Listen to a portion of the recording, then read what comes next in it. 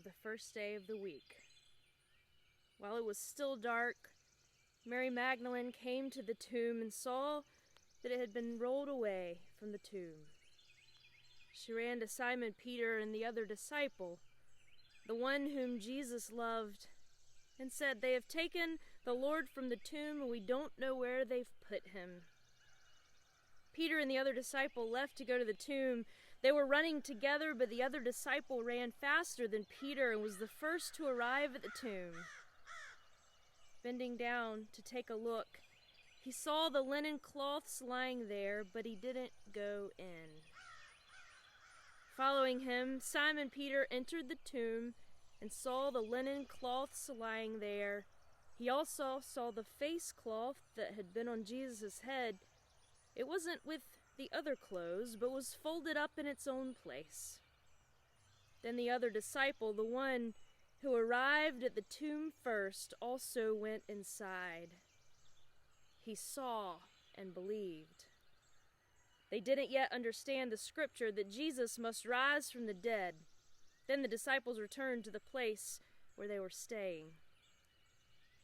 Mary stood near the tomb crying. As she cried, she bent down and looked into the tomb. She saw two angels dressed in white, seated where the body of Jesus had been, one at the head and one at the foot. The angels asked her, "Woman, why are you crying?" She replied, "They have taken away my Lord, and I don't know where they've put him." As soon as she had said this, she turned around and saw Jesus standing there, but she didn't know it was Jesus. Jesus said to her, "Woman, why are you crying? Who are you looking for?" Thinking that he was the gardener, she replied, "Sir, if you have carried him away, tell me where you have put him, and I will get him." Jesus said to her, "Mary." She turned and said to him in Aramaic, "Rabboni," which means teacher. Jesus said to her, "Don't hold on to me, for I haven't yet gone up to my Father.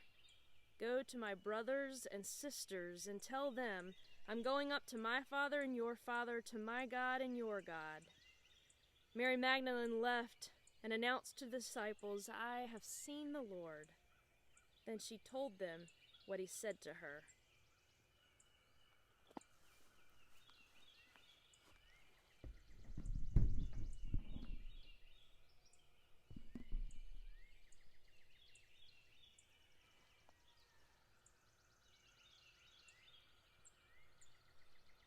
Were you there when he rose up from the grave?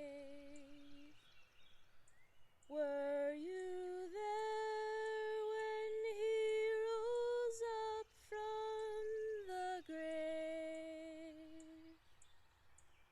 Oh,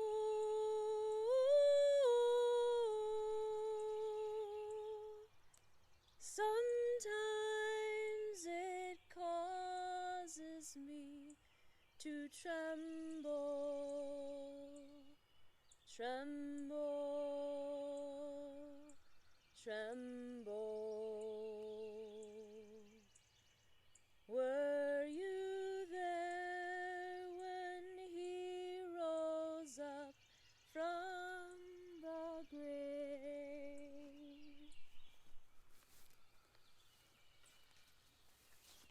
Sometimes it causes me to tremble. Tremble, tremble. Pleasant Green, I sure am missing you this morning. I sat down last night to scratch a few words on a piece of paper, and I gotta be honest, it was really hard. It was really hard to know what to say because I wasn't quite sure what this morning would feel like. I knew a couple things. I knew that there would be no crowds, and I knew that there would be no chorus of voices to say, "He is risen indeed," when I say that Christ is risen. I knew that I would not be smelling the sausage and bacon coming from the kitchen. I knew that there would be no trumpets, no organ, no Easter dresses, no lilies set up in the sanctuary. Just darkness and loneliness and stillness over these graves. I knew that there would be a feeling of emptiness this morning, which I guess is exactly how this story goes. I guess that's exactly how it all begins. I guess that's exactly the ingredients that God needs for a good resurrection story. Early in the morning, when it was still dark, Mary Magdalene came to the tomb and saw that the stone had been rolled away. She came to the tomb, and there's one thing that Mary knew. Mary knew that something wasn't right, that this is not how she had left things, that something was different. What was and what is are two different things. And it caused her great grief. Verse 11 says she stood outside the tomb crying. You know, I've read this story every Easter. And this story, I have to say, if there's a place in this story that I want to linger just a little while, it's that verse 11. Verse 11, it says that Mary stood outside near the tomb crying, and as she cried, she bent down and looked into the tomb. If we could just linger somewhere in this story, I think I want it to be here, because I don't know about you, I wasn't quite ready for a resurrection story. I went through the table liturgy on Monday night about a gathering of friends who shared a meal together. I read the story again on Good Friday, and it felt like grief and death were a little closer than usual. I sat through the silence of Holy Saturday, and I wasn't quite ready for the trumpet blast on Easter Sunday. But maybe we could linger here, because it feels like we're a little bit like Mary this morning. Things aren't the way we left them, and we're not sure what's ahead. We're just not sure what's next. Mary knows that something is missing. We know that we have lost something, physical connection and routine for so many people, community and physical touch, and gathering for meals and gathering for worship. And some people have lost a lot of sleep in the last few weeks. The world before the pandemic, it won't be the world that we return to. But we're not really sure how, and we're not really sure what it's going to look like. And so we're a little bit like Mary, knowing that something is different. We're dealing with the collective loss of the world that we knew. It's good to name those things. It's good to bear witness to those things. Not to jump too soon to the trumpet blast, because I have to love, and I have to take note of what Mary does here. If you notice in the story, what she does is she bends down. She gets really close to the grave, and then she stares into the darkness, and she stares into the emptiness. She stares into the darkness, and she stares into the emptiness. And little does Mary know that that's exactly where the resurrection happens. Early in the morning, while it was still dark, right there in an empty tomb, there are no witnesses to be found. She meets that emptiness face to face. And this is where God does God's best work, in the dark.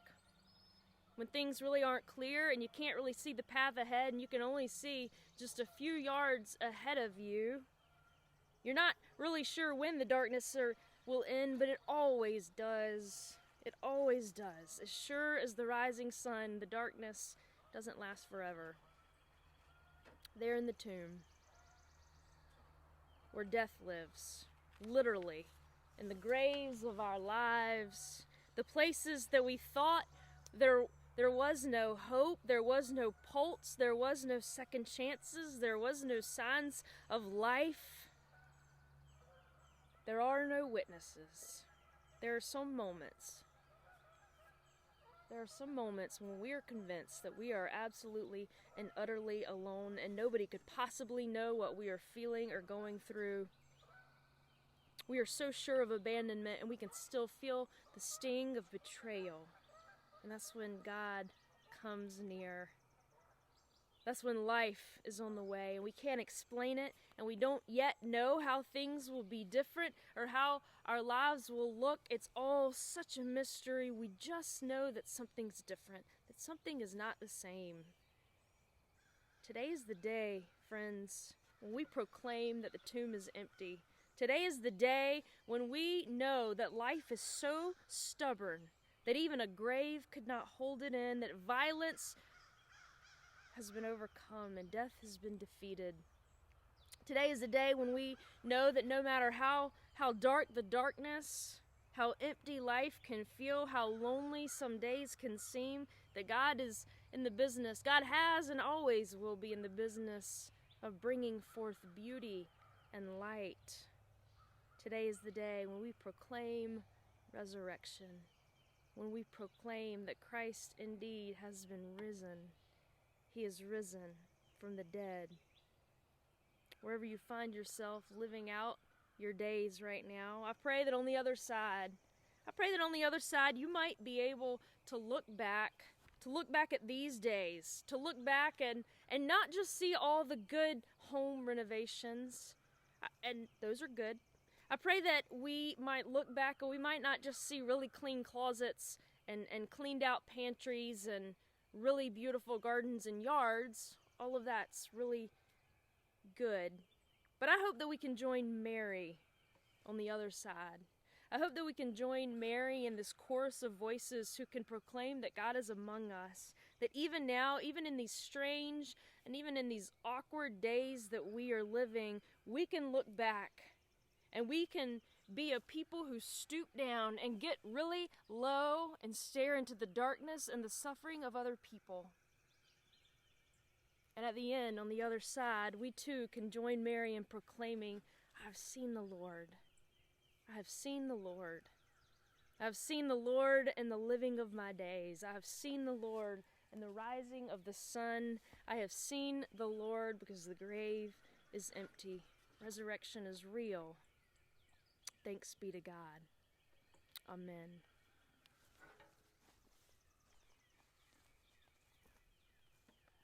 Thanks for tuning in this early in the morning.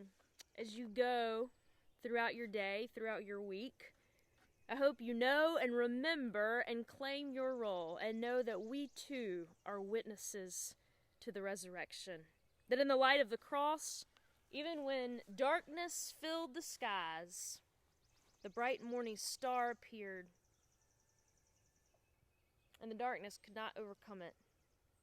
May you know this day the stirring wildness of God has called dead things to live again. Morning has broken. We have hope. We have light. Christ is risen. He is risen indeed. Morning has broken. We are a resurrection people, friends. May we know it. May we live it. May we believe it. And may we proclaim it. Amen. And go in peace.